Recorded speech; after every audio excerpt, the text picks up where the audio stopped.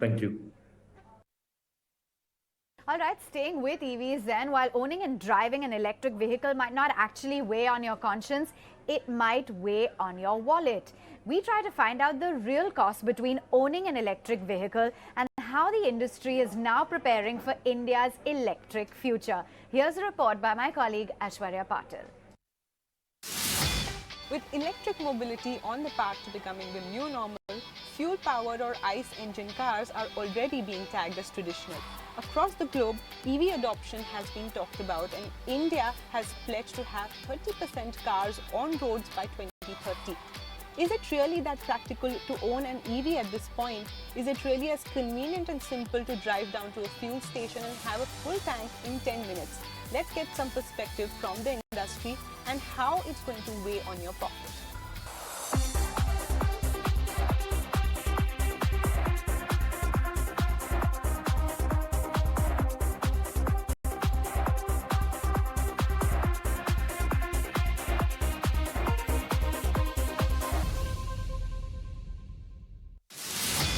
Most of India's OEMs or original equipment manufacturers are looking at 2023 as an inflection point in EV adoption.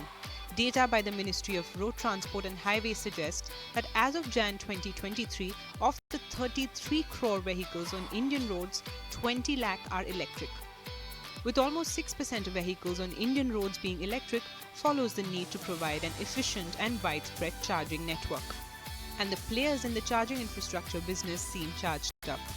Static today installs 120 and 240 kilowatt chargers on highway networks. What we are trying to achieve is make a network so dense that when you go for shopping, when you go to a different city and stop for a quick grab, quick bite of food, we get you charging as an add-on.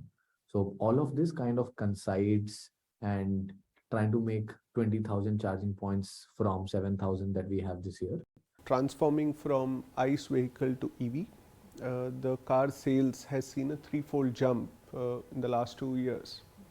And Tata Power, in partnership with various OEMs, large builders and hotels, restaurants, is creating the required infrastructure, charging infrastructure, which is required to mitigate that range anxiety. While companies move to address concerns like range anxiety, battery backup, it is important to understand how the charging game actually works. You can charge your car with two kinds of chargers, an AC charger and a DC charger. AC chargers are slower, while DC ports are called fast chargers. How fast, you may ask? To understand, we take the example of a Tata Nexon. An AC charger will take around 6 to 8 hours to fully charge the Nexon, while a DC port will do it in less than an hour. The next concern, of course, is the post-acquisition cost of an EV. If experts are to be believed, the expense of fuel-powered vehicles outweigh that of EVs. From a cost point of view, it is really economical vis-a-vis our traditional vehicles. I can give you an example of a car wherein approximately cost of 1 kilometer traveling in an EV is roughly between 2 to 3 rupees per kilometer. To make it more affordable, we've got multi-source revenue models. Almost all static chargers are priced at 15 to 17 rupees, which is around 30% lesser than any other network out there.